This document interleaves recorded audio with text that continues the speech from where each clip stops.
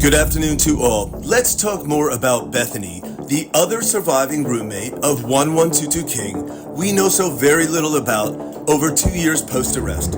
Now that we have more details and context on what Dylan states she saw and heard during and after the time of the homicides, I think it's safe to say we are all more interested than ever to know what Bethany factually saw and heard that fateful night and alleged by the Kohberger defense team. Could that intel be exculpatory to Bryan and further undermine the state's conviction narrative? Let's get into it. That they cut a deal to meet in another state leads me to believe that, in fact, she does have information.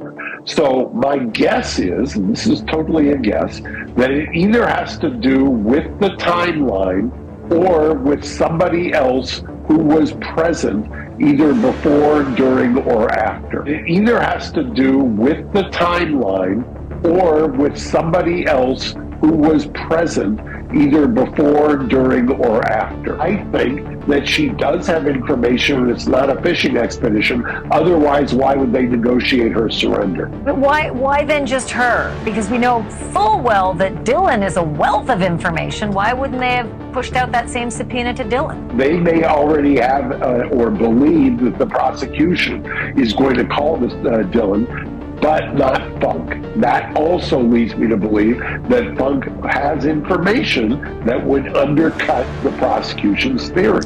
That Funk has information that would undercut the prosecution's theory. So let's break down some things we know. We know in the PC affidavit, the compressed 4 a.m. timeline of the homicides is built almost entirely around the testimony of Dylan, but Bethany is seemingly excluded altogether. Why? We also know that per that same legal document, we were all led to believe for the past 2 years that Dylan was in a state of frozen shock phase. But does the context of her being freaked out by this intruder and also contacting Kaylee, Maddie, Ethan, and Xana multiple times, all with no response, seemingly contradict that? We also know that long ago, the Kohberger defense team clearly stated Bethany has unique exculpatory evidence. The operative word here being unique. So did Bethany factually see and hear things differently from Dylan? And according to the defense, what makes her experience unique? Perhaps did she see something outside of her window that Dylan could not possibly see?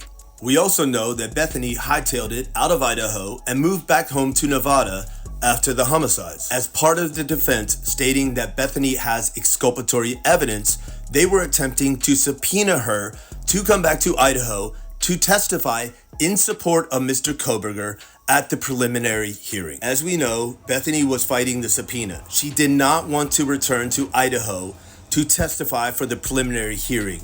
So why did the state suddenly move to a grand jury? Was that a legal maneuver to prevent the defense from interviewing Bethany? And as we know, it's been widely reported that Bethany's affidavits have been kept from the defense under seal all along. So again, it begs the question, what is the state trying to hide here?